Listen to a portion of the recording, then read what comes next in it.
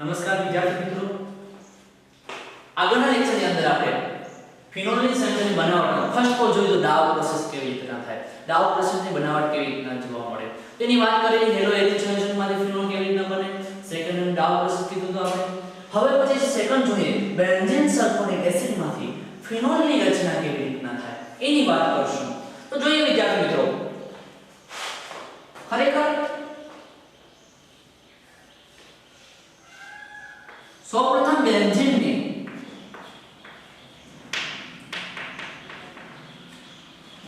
હોય વિદ્યાર્થી મિત્રો, તો બેન્ઝીનમાં દરેક કાર્બન પાસે હાઇડ્રોજન એટેચ થયેલો હોય, એસિડિફાઈડ હાઇડ્રોજન. તો હું અહીં હાઇડ્રોજન છે એ દર્શાવું.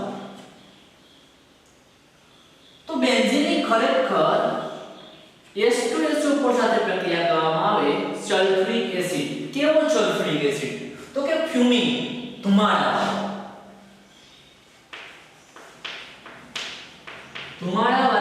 સલ્ફ્યુરિક એસિડની હાજરીમાં પ્રક્રિયા કરવામાં આવે, અથવા તો ઓલિયમ. તમારી એનસીઈઆરટી સિલેબસની બુક્સની અંદર આપેલા મુજબ ઓલિયમની હાજરીમાં. તો ઓલિયમનું વિદ્યાર્થી મિત્રો બંધારણ કેવા પ્રકારનું હોય? તો ઓલિયમ છે ખરેખર H2SO7 ખરેખર ઓલિયમનું બંધારણ વિદ્યાર્થી મિત્રો H2SO4 SO3 જોવા મળે છે. ખરેખર ઓલિયમ છે એ આ રીતના લખેલું જોવા મળતું હોય, પરંતુ ઓલિયમનું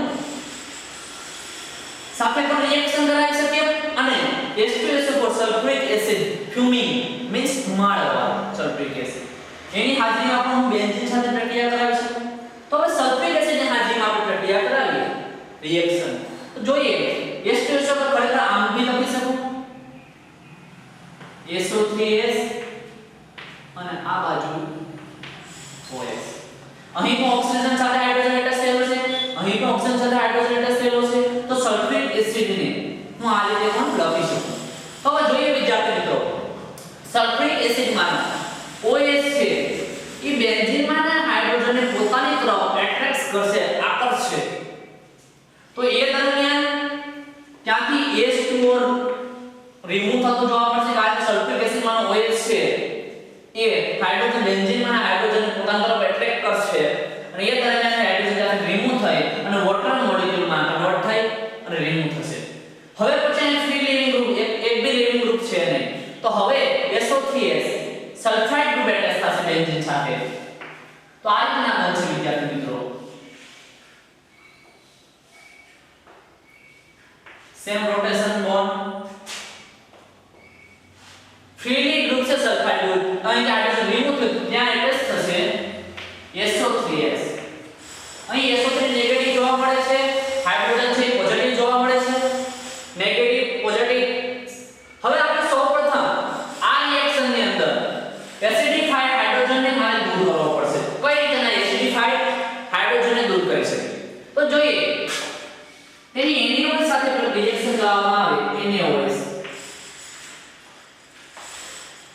NaOH સાથે પ્રક્રિયા કરાવીશ તો ઓલરેડી છે એ રિમૂવ થતો મને જોવા મળશે. તો NaOH ની અંદર ખરેખર Na+ OH- રહેલો હોય, સોડિયમ પોઝિટિવ OH- નેગેટિવ. તમે જાણો છો સોડિયમ હાઇડ્રોક્સાઇડ ને અહીં જે હાઇડ્રોજન છે એની ઉપર OH એટેક કરશે અને H2O માં કન્વર્ટ કરશે. સોડિયમ છે એ SO3- છે નેગેટિવ, એની સાથે સોડિયમ છે એ બાઇન્ડ થશે. તો કેવી રીતના સ્ટ્રક્ચર જોવા મળશે? તો જોઈએ રોટેશન બોન્ડ બેન્ઝીન ની અંદર SO3 તો ઓલરેડી હતો જ નેગેટિવ, હવે પોઝિટિવ આયન Na+ એટેચ થાય છે. આ બન્યું છે એ શું છે? બેન્ઝીન સલ્ફોનિક એસિડ છે. ખરેખર યાદ રાખો, બેન્ઝીન સલ્ફોનિક એસિડ. વિદ્યાર્થી મિત્રો, બેન્ઝીન સલ્ફોનિક એસિડ બનેલું NaOH ની હાજરીમાં પ્રક્રિયા કરાવી, સોડિયમ હાઇડ્રોક્સાઇડ ની હાજરીમાં OH નેગેટિવ છે. એસિડિફાઈડ હાઇડ્રોજન ગમે એમ પ્રોટોનને મારે અહીંથી દૂર કરી તો રિએક્શન આગળ થશે. તો પ્રોટોનને અહીંથી દૂર કરવા માટે OH- સાથે પોતાને એટેક કરશે, એસિડિફાઈડ હાઇડ્રોજનને પોતાની તરફ અને H2 માં કન્વર્ટ કરશે. તો તો ત્યાં નેગેટિવ સાથે SO3 નેગેટિવ સાથે સોડિયમ બાઇન્ડ થશે તો આ રીતના સોડિયમ ક્ષાર સ્વરૂપે મળશે આપણને તો હવે જોઈએ કે હવે આની રિએક્શન કોની સાથે કરાવી તો ખરેખર આની રિએક્શન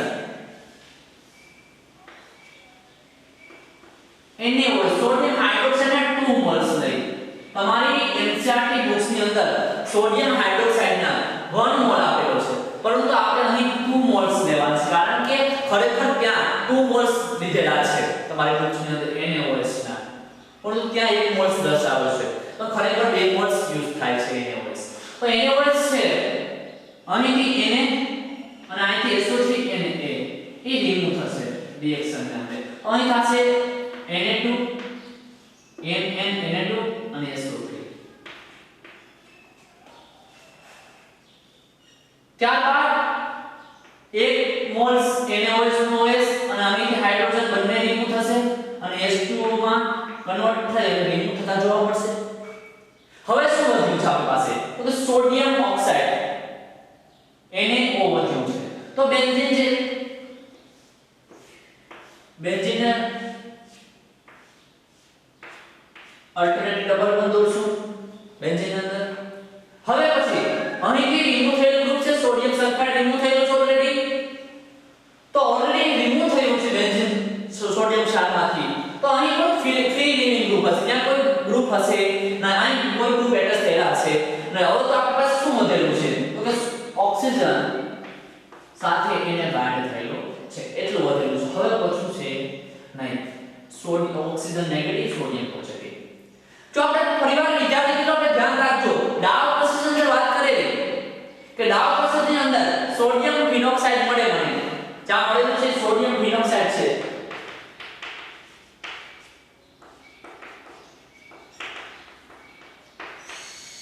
આ સોડિયમ ફિનોક્સાઇડ ને આપણે ડાઉ પ્રોસેસ માં મળેલું હતું સોડિયમ ફિનોક્સાઇડ એનું એસિડિફિકેશન કરાવતા હતા કોઈ બી એસિડ મળે કારણ કે એસિડ ની અંદર વિદ્યાર્થી મિત્રો H+ પ્રોટોન પ્રેઝન્ટ હોય પ્રોટોનનું દાન કરે કોઈ ઓર્ગેનિક સબસ્ટન્સને તો એ પ્રોટોનનું દાન કરે એટલા માટે કઈ આપણે જોતી પ્રોડક્ટ ઇઝીલી મળી શકે તો જોઈએ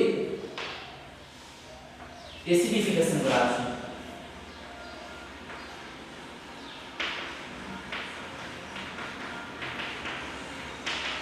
એસિડિફિકેશન દરમિયાન કોના વડે કરાવશું તો એસિડિફિકેશન બીજા તો એવું નથી કે હાઇડ્રોક્લોરિક એસિડ જ લેવું કોઈ બી એસિડ લઈ શકો એ ખાસ ધ્યાન રાખો તો અહીં આપણે હાઇડ્રોક્લોરિક એસિડ ની વાત કરીએ કે જેમાં H+ અને Cl- પ્રેઝન્ટ હોય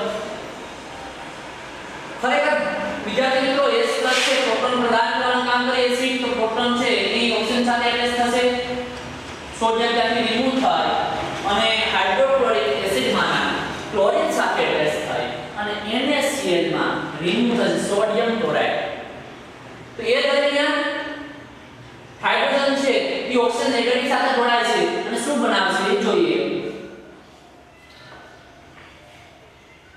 ઓક્સિજન સાથે હાઇડ્રોજન જોડાવી અને આપણો ફિનોલ ઓલરેડી તૈયાર થઈ ચૂકેલો છે ફિનોલની બનાવટ બેન્ઝોઇક એસિડ માં તો ઓલરેડી આપણે ફિનોલ મળી ચૂકેલો છે જોઈએ ફરીવાર વાત કરીએ કઈ રીતના બેન્ઝીન સલ્ફોનિક એસિડ માંથી ફિનોલની બનાવટ થાય એની વાત કરીએ તો જોઈએ વિદ્યાર્થી મિત્રો બેન્ઝીન છે ખરેખર બેન્ઝીન પાસે દરેક કાર્બન પાસે હાઇડ્રોજન બોન્ડ એટેચ થયેલા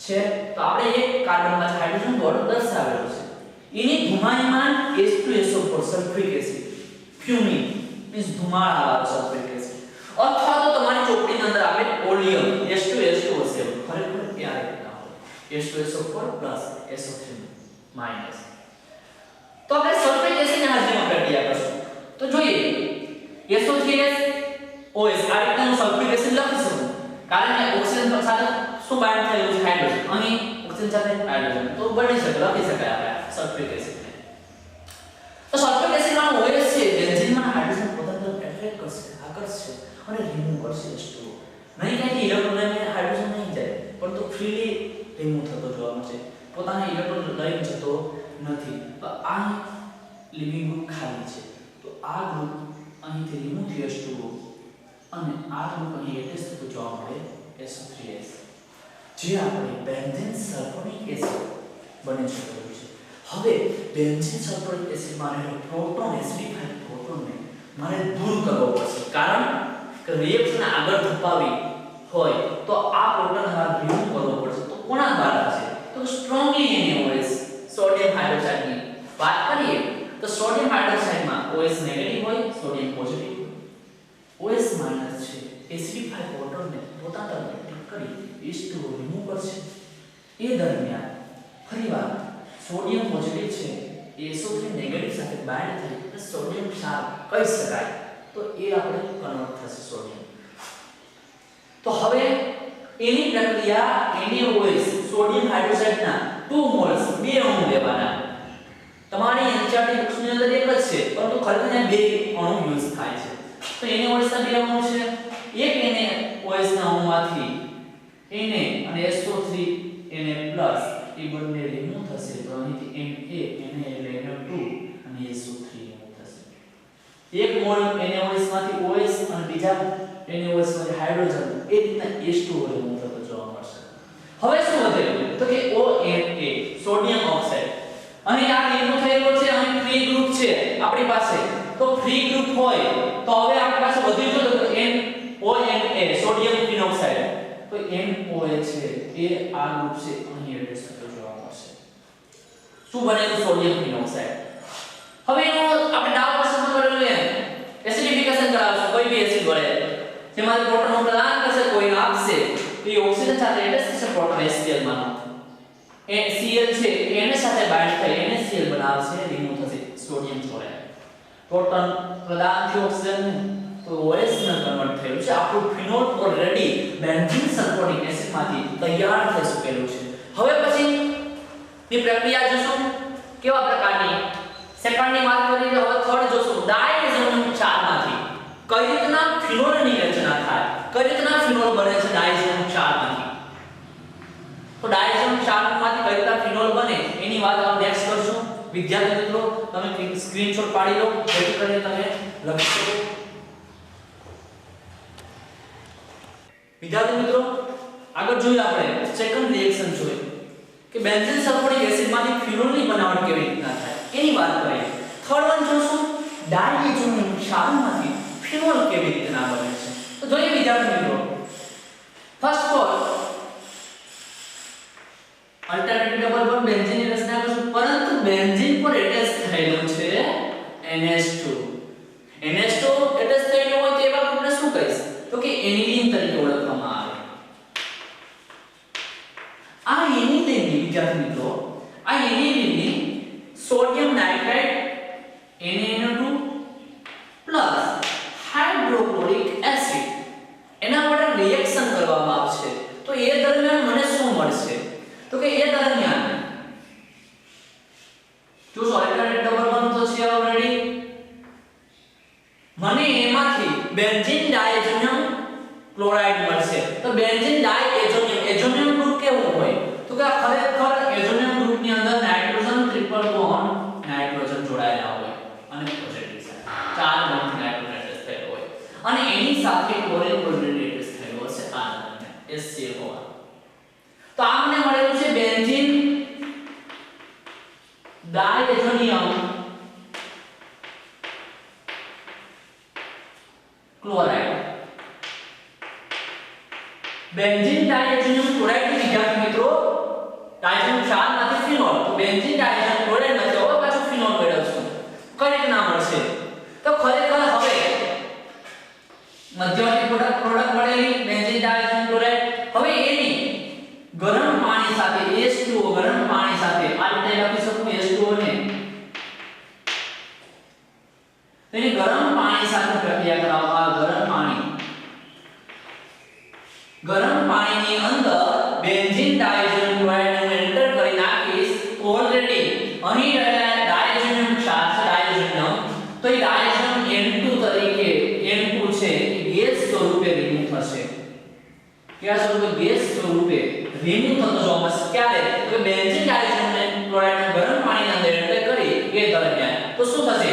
ગરમ પાણીની અંદર એન્ટર કરી એટલે N ટ્રિપલ બોન્ડ NCN2 એ ગેસિયસ ફોર્મમાં રિમૂવ થશે અને ક્લોરીન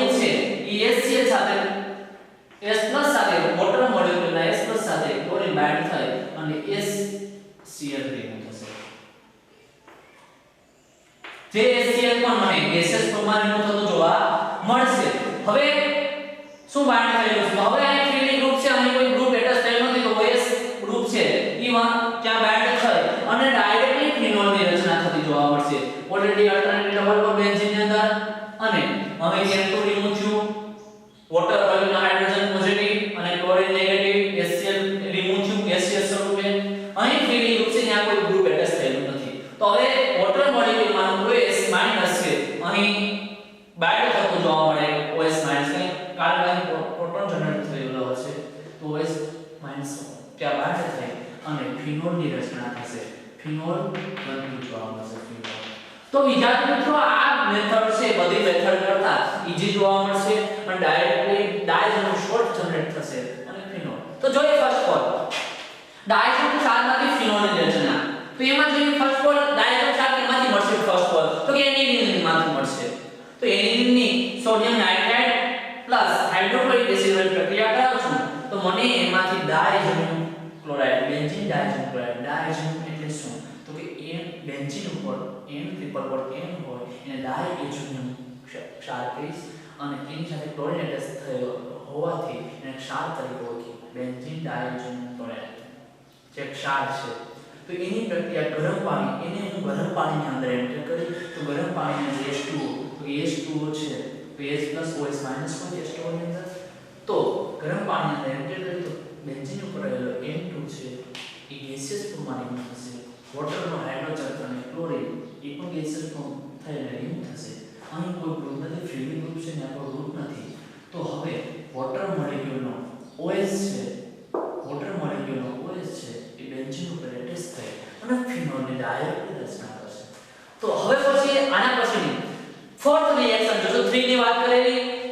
ડાઉ બેન્ઝીન સલ્ફેટ એસિડમાંથી ડાયઝોનિક સોલ્ટમાંથી હવે પછી ફોર્થ જોશું ક્યુમિન ને ખાસ મહત્વની છે પ્રક્રિયા કે ક્યુમિનમાંથી ફિનોલની રચના કેવી રીતના થાય તો વિદ્યાર્થી મિત્રો તમે સ્ક્રીનશોટ લઈ લો જેથી કરીને તમે આગળના બુક્સની અંદર ઉતારી શકો